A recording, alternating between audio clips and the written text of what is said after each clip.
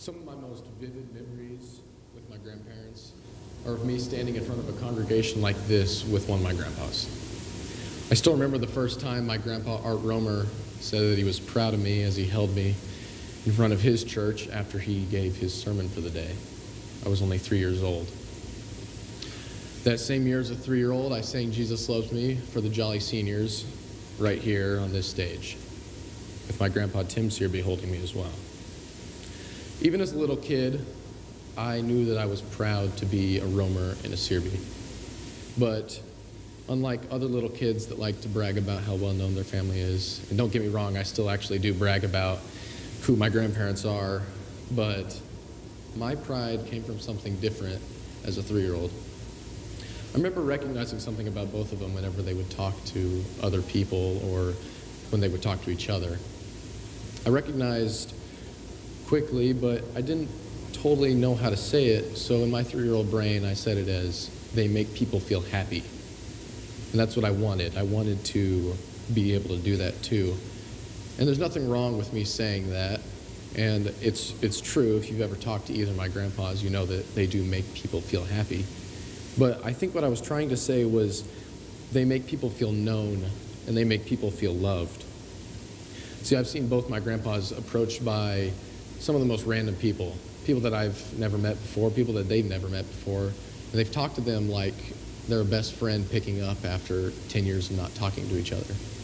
Or they've sat down with some random guy and had a full conversation with them just about their life because they want to. My grandpas have never turned down the opportunity to love on someone, no matter their busy schedule. And these actions are simple footprints that they left in my life for me to follow, and something that I wanted to follow as a 3-year-old and still strive to today. Footprints that are set deep and well through their love and respect for God and others. So Ron talked about this a couple of weeks ago, but through in the gathering, we were talking about footprints as well, what we leave and the ones we follow. And our overarching passage for the semester comes from Ephesians 5, and I want to read it for you now.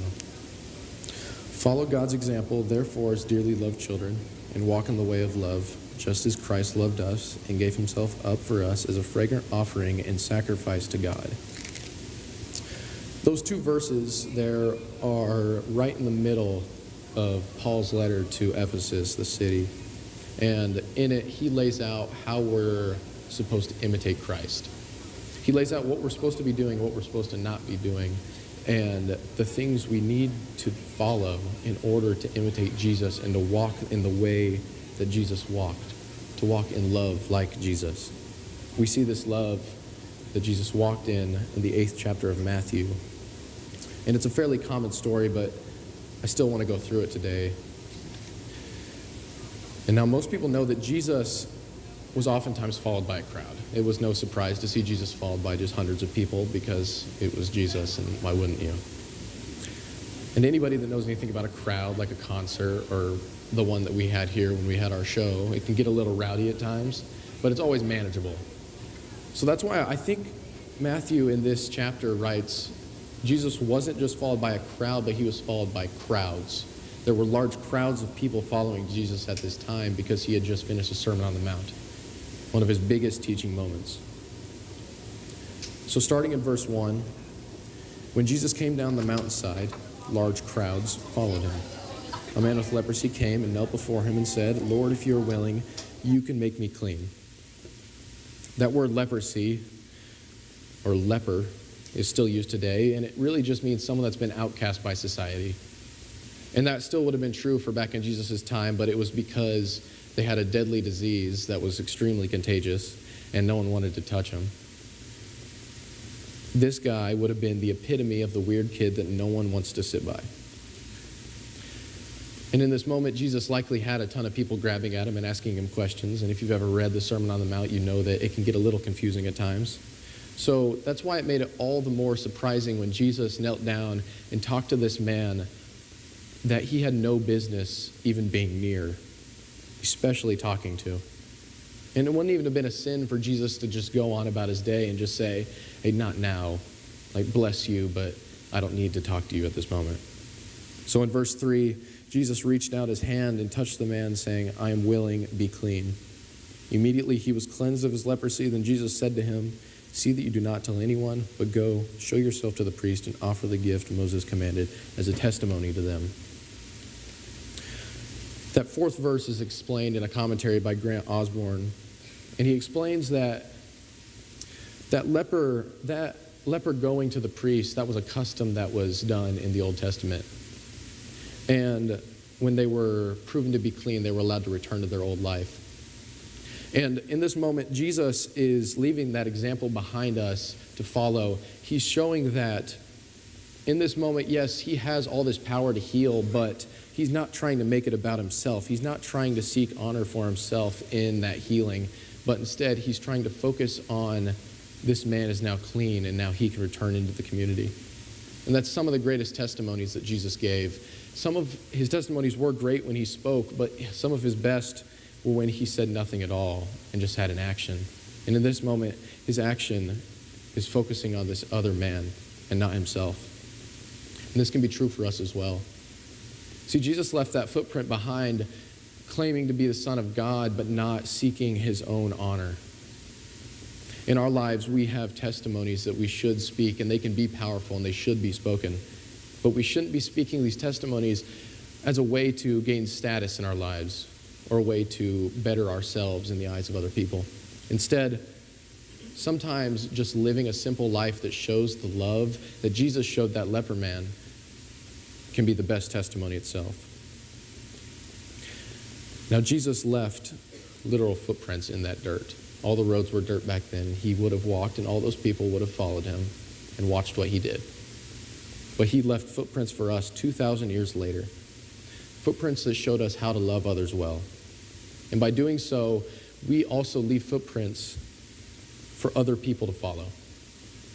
Now, I don't want to claim to be the best at loving other people. I'm actually probably not very good at it. And I'm still working on it, and I have been for a long time. But I try to show people love that need it. Maybe there's that sophomore sitting at the end of the table, and me as a senior, I socially have no business even talking to a sophomore.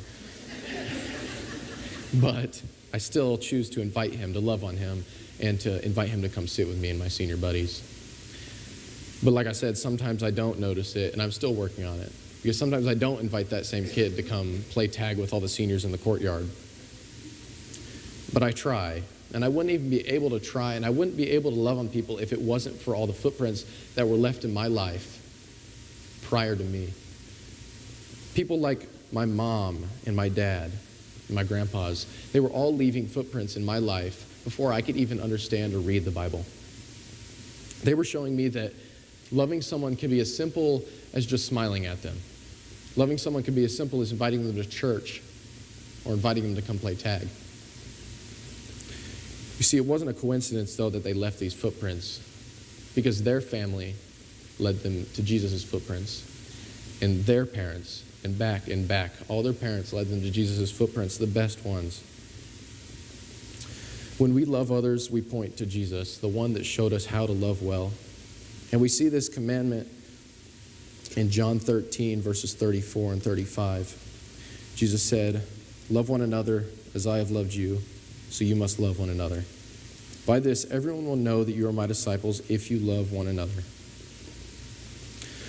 One of my best friends, his name is, well, you probably won't know his name. He's not very popular, but his name is Aiden Gowan.